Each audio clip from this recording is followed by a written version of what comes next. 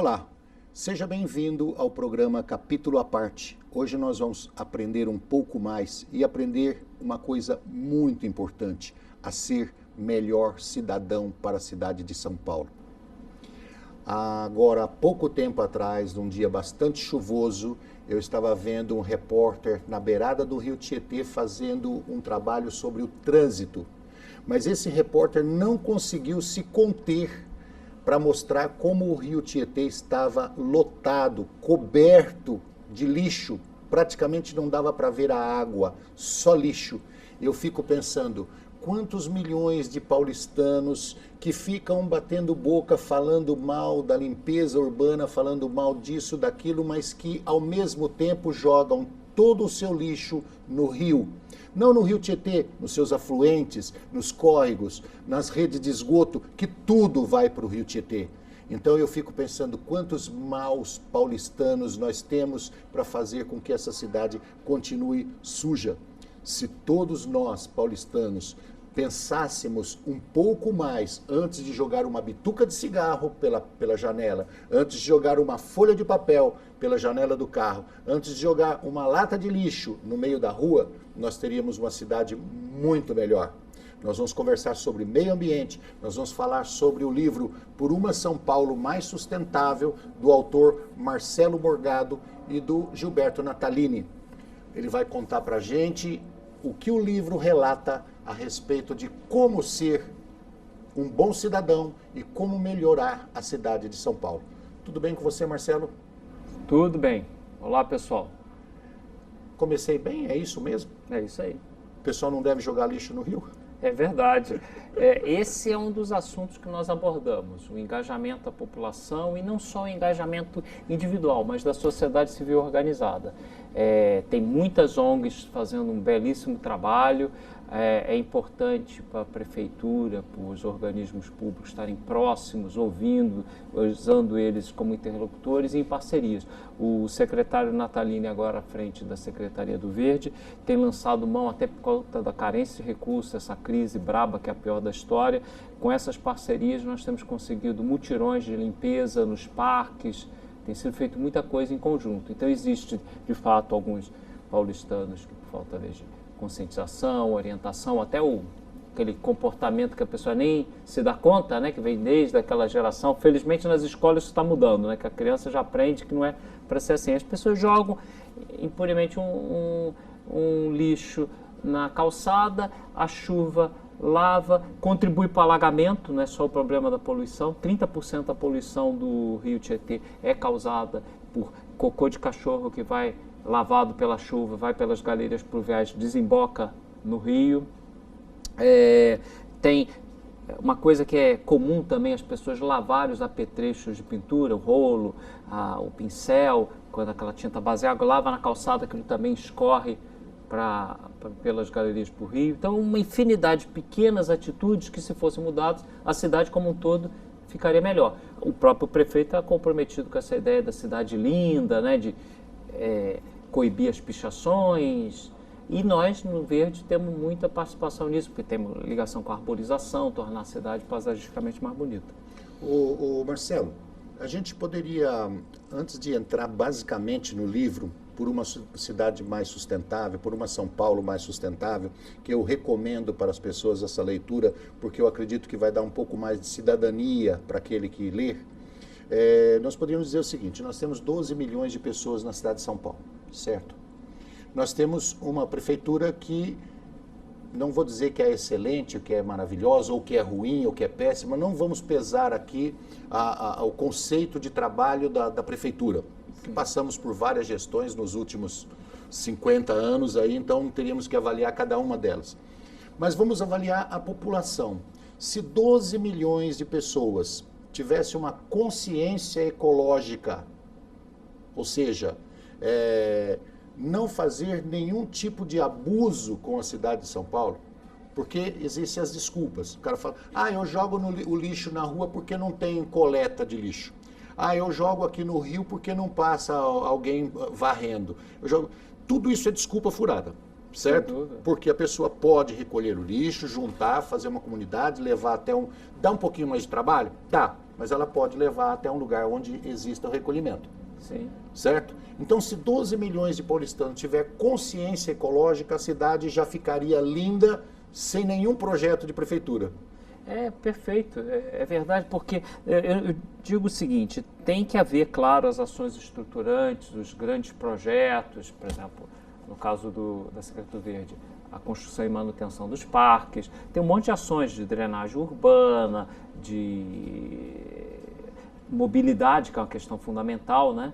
Agora está para sair um novo edital, já vão ter cláusula, infelizmente na gestão passada estava se propondo no horizonte 20, mais 20, 40 anos você ter veículos apenas a diesel, agora já há metas claras para a gente avançar, tá? Para isso ser posto na rua, mas no sentido de ônibus com formas de energia mais limpas, né? Então, existe uma série de coisas que cabe ao poder público, cabe às empresas, também estão sendo feitas muitas parcerias com as empresas, mas cabe ao cidadão e o cidadão organizado. O livro, ele não tem pretensões acadêmicas, ele não é um tratado científico sobre a cidade, mas ele varre a cidade à luz dessas formas de poluição. Então, quem tiver a oportunidade de adquirir, ler, eu acho que vai sair mais enriquecido, porque deu bastante trabalho ao longo desses 2 anos de pesquisar. Pesquisa, eu a vi. parte inicial, você deve ter folheado, deve ter visto, é interessante, que é quase um almanaque sobre a cidade, um número muito grande de dados. Eu ia exatamente tocar nesse assunto, falar assim, a primeira parte do livro, como você me disse, ele mostra o tamanho, a grandiosidade da cidade em todos os aspectos, como você disse. Na primeira parte do livro tem quantos juízes tem em São Paulo, quantos alfaiates tem em São Paulo, quantos vendedores tem em São Paulo, quanto lugar mais baixo, lugar mais alto da cidade de São Paulo. Quer dizer, ele mostra-se um panorama do que é a grandiosidade dessa metrópole. Isso. Para depois entrar no aspecto poluição. Nós contextualizamos, então tem seção dedicada a comércio e serviços, o número de postos de gasolina, o número de pet shops, que é uma coisa que aumentou muito, né? Transporte aéreo, e vai cobrindo, tem dados sobre o metrô, sobre o transporte público, parques, áreas verdes, tem muita informação também geográfica sobre a cidade, pluviosidade. Quer dizer, essa parte inicial é até uma fonte de pesquisa, porque deu bastante trabalho. É o que eu ia falar. Nós estamos muito carentes de dados. Além de mostrar para o cara como ser um bom cidadão, ele mostra o que é a cidade. Exatamente. Uma fonte de pesquisa para a cidade de São Paulo. E ao longo do livro em si, quando a gente vai discorrendo, fazendo esse diagnóstico do que foi, conforme você falou, não é um problema de uma gestão única, nem as mais recentes, mas a gente construiu essa cidade, principalmente a partir do final do século XIX, nessa transição que aí São Paulo disparou, porque São Paulo está aí na parte um pouco histórica, a gente nem se dá conta, mas São Paulo, ao longo do tempo da monarquia, São Paulo era uma cidade pequena, muito pequena, uma vila, era menor do que Maceió. Então, as cidades ali do Nordeste mais antigas, do Peru, eram muito mais pujantes, mais ricas. Então, São Paulo, ela cresceu muito, teve vários fatores. Exato, teve fatores, principalmente o afluxo de imigrantes, que vieram com aquele empenho, aquele empreendedorismo. Tem o recurso que o café propiciou. O próprio fim do tráfico de escravos, da escravidão, também canalizou recursos e criou mais mercados de trabalho assalariado. Então, tem um monte de coisas conjuntura favoráveis, que fizeram São Paulo realmente se tornar isso que é hoje, né? Uma das maiores, umas 5 maiores cidades. Se for contar, então, a região metropolitana, muito mais. E só aproveitando o gancho, falar em região metropolitana, a gente não pode entender e analisar os problemas de sustentabilidade de São Paulo isoladamente, porque São Paulo está muito conectada com os municípios de entorno. São Paulo, são mais de 30 municípios aí.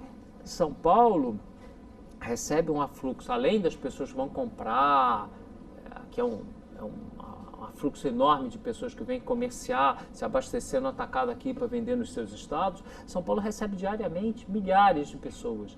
O fluxo dessas cidades dormitório é muito grande. Então, isso é um dos problemas estruturais da cidade. O que levou você a escrever esse livro junto com o Gilberto Natalini? Na verdade, eu acho que foi um balanço também que surge nas nossas trajetórias. Nós dois ambientalistas, ele médico, eu engenheiro químico. Eu trabalhei sempre na indústria e depois tive uma temporada no saneamento na Sabesp. Então, a gente carrega uma experiência pessoal. Ele como médico, engajado como vereador, já o 5º mandato. Então, nós temos, digamos assim, entendemos, né? Algo a opinar e a considerar. Nós dois paulistanos por adoção, né? Viemos do estado do Rio muito tempo atrás, né? Bom, e então a gente tem digamos assim, consideramos que nós temos bagagem para contribuir para o debate. O que eu queria dizer é o seguinte, a ideia inicial de fazer o livro foi o incômodo de ver a cidade suja e poluída, incomodava vocês, falando, não, vamos fazer alguma coisa, vamos contribuir de alguma forma? Olha, isso incomoda diuturnamente. E é claro não, que... incomoda a mim, eu acho que incomoda qualquer pessoa que tenha um olhar um pouquinho mais, digamos assim, amoroso pela cidade. Incomoda, né? Não, e a gente tem ações, a gente, o cidadão, qualquer pessoa, ser humano, é um todo, né? Eu tenho as minhas ações pessoais como ambientalista, sou de uma ONG, do Caminho Centro de Amigo da Natureza. A gente procura, convence o síndico do prédio, vamos plantar mais umas árvores na calçada, são pequenas ações. Vamos colocar iluminação LED na garagem com um sistema temporizado. Então, quando a gente fala, por isso que às vezes você até abriu sua fala aí falando das pessoas reclamam do governo. É bem típico do brasileiro, não é do paulistano. Não, o governo, mas a gente não se dá conta que quem coloca o governo lá somos nós. Quem tem que cobrar, e não é só o momento do voto, e a gente está passando por essa revolução aí no país, de crise, mas ao mesmo tempo oportunidade de melhorar as práticas políticas, combater a corrupção. Então a gente vê que a gente pode fazer a diferença. Então, e pode fazer a diferença na sustentabilidade. Nós temos que eleger os políticos, nós temos que cobrar os políticos, mas nós temos que colaborar também com os políticos. Nós estamos conversando com o Marcelo Morgado, que é autor do livro Por uma São Paulo Mais Sustentável, um livro maravilhoso que lhe dá um panorama da cidade e as melhores dicas para todos nós contribuirmos para uma cidade melhor. Nós vamos para o intervalo e já voltamos.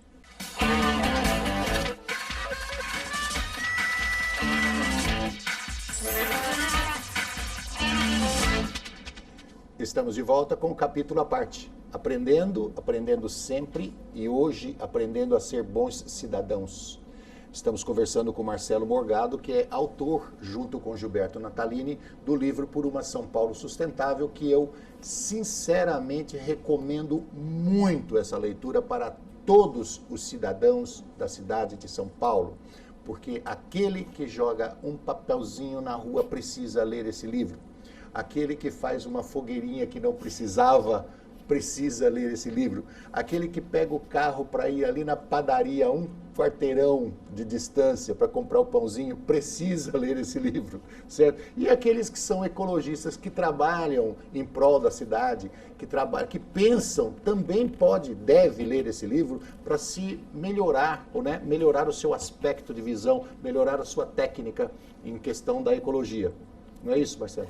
O livro ele também tem essa pretensão, digamos assim, ele não é acadêmico, mas ele reúne um rol de informações. Temos colaboradores de peso, além do livro em si, no final nós temos um bloco que tem uma contribuição do professor Cândido Malta, que é um urbanista de renome, e do Fábio Feldman, que tem uma trajetória aí brilhante.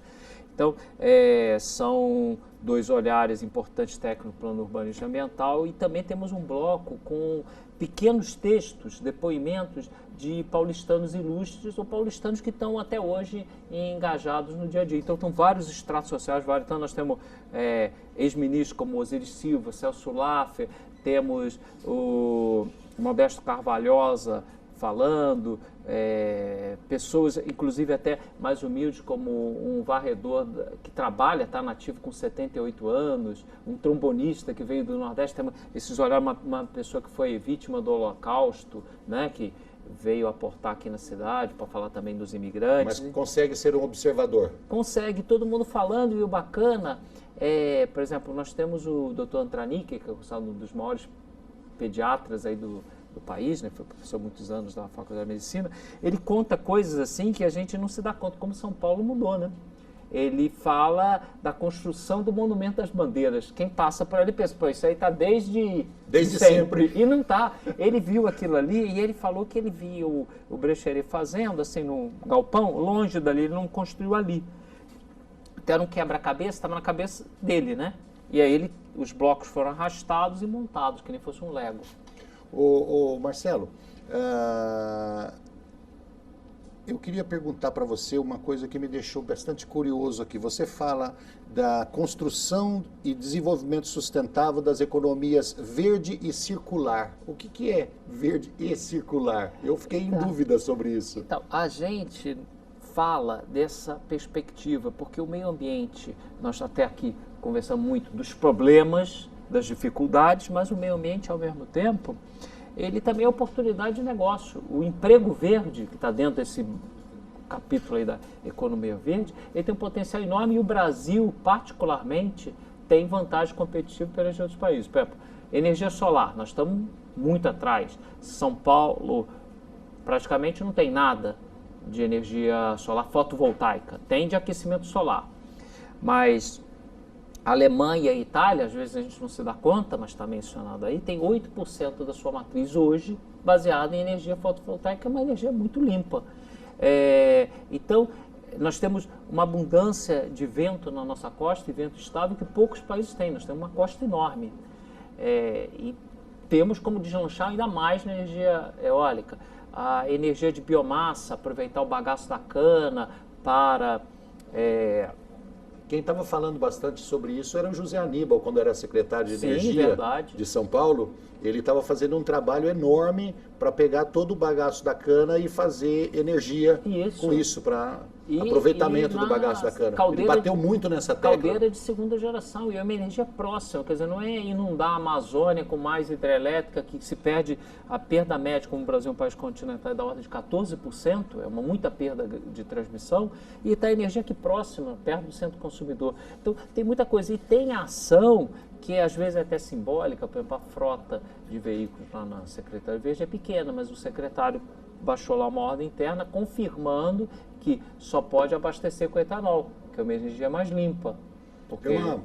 Uma coisa negativa, agora recentemente nós tivemos um corte de verba por parte da Noruega no Brasil para a sustentabilidade da Amazônia, que é da Amazônia, que era uma verba grande, né? Perdemos por falta de capacidade de organização. Sim, porque nos últimos anos, no final do governo Dilma e nesse governo atual, o crescimento do desmatamento da Amazônia está vertiginoso. E não é só um problema lá da Amazônia, está longe. Na verdade, tem estudos, como o do professor Antônio Nobre, que eles... Claro, depende ainda de mais confirmações, mas eles estão indicando que o desmatamento da Amazônia, que já cobre uma França e uma Alemanha, ele pode estar afetando o regime de chuvas no Centro-Sul. Porque se for olhar pela latitude, nós estamos na faixa de deserto da Austrália, do Kalahari, na África. E por que aqui é mais úmido? Porque a Amazônia faz um papel de reciclar pela evapotranspiração os ventos alísios do Atlântico, essa é a teoria, e depois ele bate na Cordilheira dos Andes e vem para cá.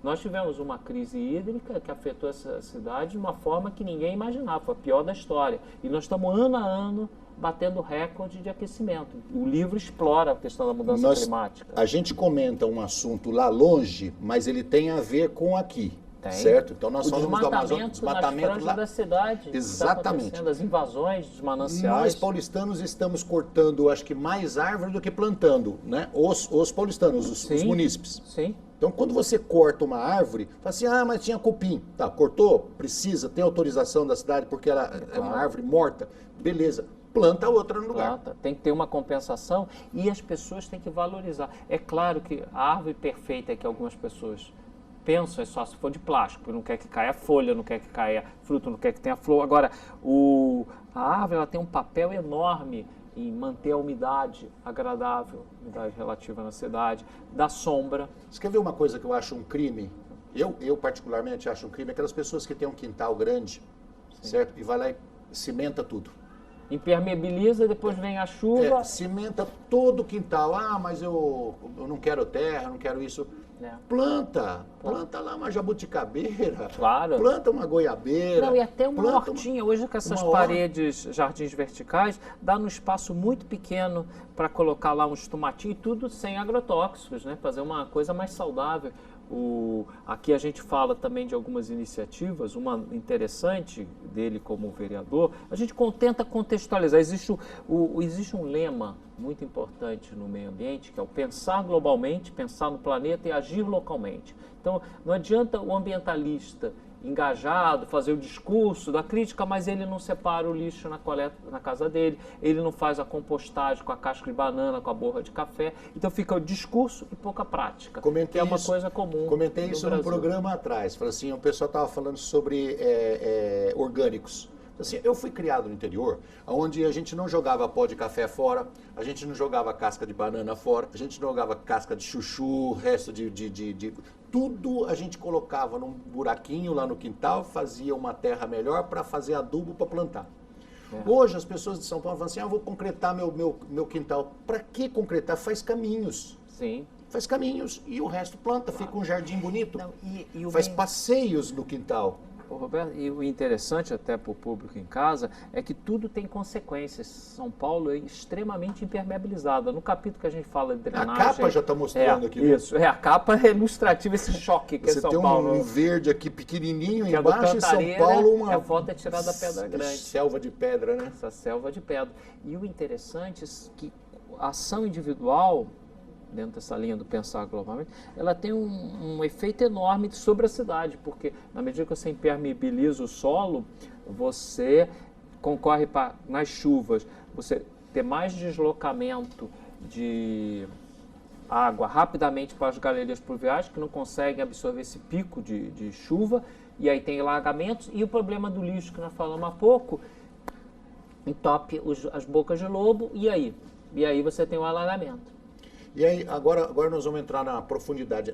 Esse negócio de ser contemplada como adjetivo sustentável envolve temas como poluição do ar. Olha quanta coisa que eu não sabia. Envolve temas como poluição do ar, do solo, climática, das águas e visual, mobilidade, transporte, habitação e até cultura e tecnologia.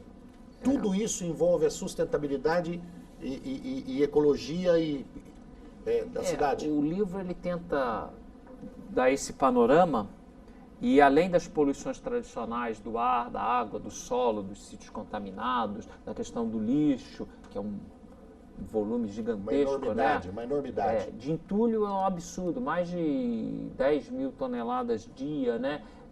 O entulho é um problema inclusive à parte, porque a coleta funciona bem para o lixo domiciliar, ou relativamente bem, mas você tem o entulho sendo jogado em pontos viciados, nos córregos, contribuindo para assoreamento, para obstrução, né? Então, nós tratamos disso, mas nós, é importante frisar, também apontamos soluções. Tanto algumas soluções que ele buscou via legislação, como vereador, tem um rol de projetos aí bem interessantes, como também da ação engajada pessoal. Ele mora, por exemplo, em casa, ele tem lá na casa dele, o doutor Natalini, meio uma florestinha, né? Porque ele encheu de vasos e a terapia dele, em fim de semana, está lá ele mexendo com as plantas. Ele mesmo fez um sistema de captação de água de chuva, lá com umas bombonas, que ele usa aquela água para molhar as plantas. Então dá para fazer muita coisa individualmente. E o livro procura mostrar que tanto tem as ações de fundo no plano legislativo, aqui nós estamos numa casa parlamentar, então muita coisa pode ser feita, né? Ali no micro também. E eu acho que a pessoa pega gosto por plantar, né? Ô Marcelo, antes que a gente termine, aonde que os nossos amigos que estão nos assistindo agora podem encontrar esse livro para comprar? Então, o livro foi lançado na Livraria Cultura no dia 5 de junho, que é o Dia Mundial do Meio Ambiente. Para nós, estávamos muito ansiosos, com muito receio, porque foi um dia chuvoso, até bom, né, para ser época já de estiagem com muita chuva, mas tivemos um mega sucesso, mais de 500 pessoas. Então, E foi feito um acordo da editora, a Editora Vox, com a Cultura, e está sendo comercializado na Rede Cultura. Então, vai lá, ele custa R$45. E eu acho que é uma coisa muito legal que a gente tomou essa decisão. O Natalini, há uns 42 anos, ele faz um trabalho de voluntário médico na Associação Popular de Saúde, que trabalha nos fundos, é vinculado à paróquia Bom Jesus do Cangaíba. Isso ele faz desde formou lá. E o interessante é que nós vamos doar esses recursos para projetos sociais, aquecimento solar, projetos nessa organização de saúde. Ok. Marcelo, obrigado pela sua presença aqui no programa Capítulo à Parte. Eu espero que você continue com esse trabalho lindo de fazer com que a cidade seja melhor. Eu é que agradeço a oportunidade e espero que as pessoas gostem e que, quem sabe, numa segunda edição a gente melhore ainda mais o livro. Eu agradeço a você de casa que esteve conosco no Capítulo à Parte. Não esqueça, compre esse livro, seja um melhor cidadão. Se você já se considera um bom cidadão, seja melhor ainda, ou estimule os seus amigos a serem igual a você. Obrigado, até a próxima semana, se Deus quiser.